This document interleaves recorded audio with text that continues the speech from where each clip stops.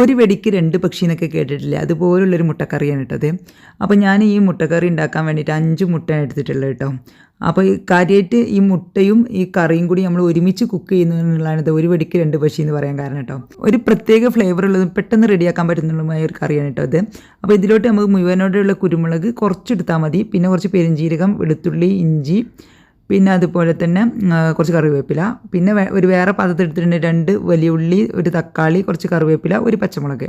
ഇനി നമുക്ക് ആദ്യം ഇത് അരപ്പ് റെഡിയാക്കാൻ വേണ്ടിയിട്ട് നമ്മൾ എടുത്ത് വെച്ചിട്ടുണ്ടായിരുന്ന ഇതുണ്ടല്ലോ, കുരുമുളക്, പെരുംജീരകം, ചുവന്നുള്ളി, വെളുത്തുള്ളി, ഇഞ്ചി. വെളുത്തുള്ളിയൊക്കെ 2 or 3 അല്ലി മതി. ചുവന്നുള്ളി കുറച്ച് കൂടുതൽ ഇട്ടോളൂ. ഞാൻ ഇത് വലിയ ചുവന്നുള്ളി ആയതുകൊണ്ടാണ് 2 എടുത്തിട്ടുള്ളത് കേട്ടോ. ചെറുതാണെങ്കിൽ കുറച്ച് ഒരു 3-4 അല്ലി എടുത്തോളൂ കേട്ടോ.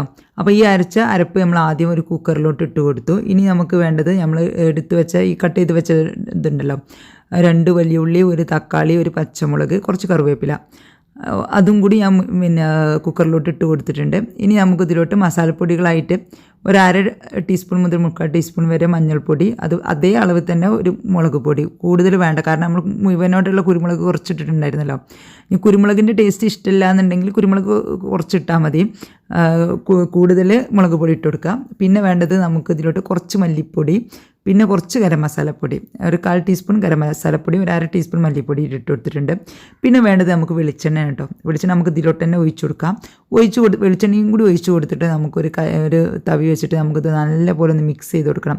ആ വെളിച്ചെണ്ണയിൽ നമ്മളെ മസാലപ്പൊടിയും എല്ലാ സംഭവങ്ങളും നന്നായിട്ട് മിക്സ് ചെയ്തിട്ട് ഒന്ന് ഇളക്കി യോജിപ്പിക്കാം കേട്ടോ. ഇനി വേണ്ടത് നമുക്ക് ഇതിലോട്ട് വെള്ളമാണ് കേട്ടോ. വെള്ളം ഒരു 1/4 കപ്പ് വെള്ളം ഞാൻ ഇതിലോട്ട് ഒഴിച്ചു കൊടുത്തിട്ടുണ്ട്. വെള്ളം ഒഴിച്ചു കൊടുത്തിട്ട് നമുക്ക് നല്ലപോലെ ഒന്ന് മിക്സാക്കി കൊടുത്തതിന് ശേഷം പാത്രത്തിൽ മുട്ട എടുത്ത് വെച്ചിട്ടുണ്ടല്ലോ, അത് ഇതിലോട്ട് ഇറക്കി വെച്ചിട്ട് മുട്ട മൂടുന്ന രീതിയിൽ വെള്ളം ഒഴിച്ചു കൊടുക്കട്ടോ. പാത്രം നിറയാൻ പാടില്ല, വെള്ളം 1/4 ഭാഗം വെള്ളം ഒഴിച്ചു കൊടുത്തിട്ട് കുക്കർ അടച്ചു വെച്ചിട്ട് നമുക്ക് ഒരു വിസിൽ വേവിക്കാം. മീഡിയം ഫ്ലെയിമിൽ ഒരു വിസിൽ കേട്ടോ. അതിനുശേഷം ഫ്ലെയിം ഓഫ് ചെയ്ത് വെച്ചിട്ട് തണുത്തതിന് ശേഷം കുക്കർ തുറക്കുന്ന സമയത്ത് നല്ലപോലെ വെന്തിട്ടുണ്ടായിരുന്നു കേട്ടോ. മുട്ട നല്ലപോലെ വെന്തിട്ടുണ്ട്. പിന്നെ കറിയൊക്കെ നല്ല ചാറൊക്കെ കുറുകി നല്ല തിക്ക് ഗ്രേവി ആയിട്ട് വന്നിട്ടുണ്ട് കേട്ടോ. നമ്മൾ സാധാരണ എണ്ണയിലിട്ട് വയറ്റി ഉണ്ടാക്കുന്ന സമയത്ത് പോലും ഇത്ര ചാറ് കുറുകി കിട്ടാറില്ല. പിന്നെ ഒരു മുട്ട എടുത്തിട്ട് ഞാൻ നല്ലപോലെ കുത്തി ഉടച്ചതിന് ശേഷം പാകത്തിന് ഉപ്പിട്ട് ചേർത്ത് കൊടുത്തിട്ടുണ്ട്. ഉപ്പിടാൻ മറന്നിട്ടുണ്ടായിരുന്നു. ബാക്കിയുള്ള മുട്ട മുഴുവനോടെയാണ് ഇതിലോട്ട് ഇട്ട് കൊടുത്തിട്ടുള്ളത്.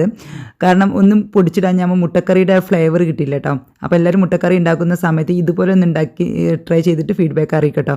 ഇത് ഞാൻ ഇപ്പോൾ പത്തിരിയുടെ കൂടെയാണ് സെർവ് ചെയ്തിട്ടുള്ളത്. ഇടിയപ്പത്തിൻ്റെയും വെള്ളപ്പത്തിൻ്റെയും പൊറോട്ടയുടെയും ചപ്പാത്തിയുടെയും ഒക്കെ കൂടെ നല്ലൊരു കോമ്പിനേഷനാണ്. നമുക്ക് ഉണ്ടാക്കിയെടുക്കാൻ നല്ല എളുപ്പമാണ്. തേങ്ങ അരച്ചിട്ടില്ലെങ്കിലും കറിയൊക്കെ നല്ല കുറുകിയാണ് ഉള്ളത്. അപ്പോൾ അതുകൊണ്ട് തന്നെ നല്ല ടേസ്റ്റ് ഉണ്ട് കേട്ടോ. അപ്പോൾ എല്ലാവരും ട്രൈ ചെയ്ത് നോക്കി.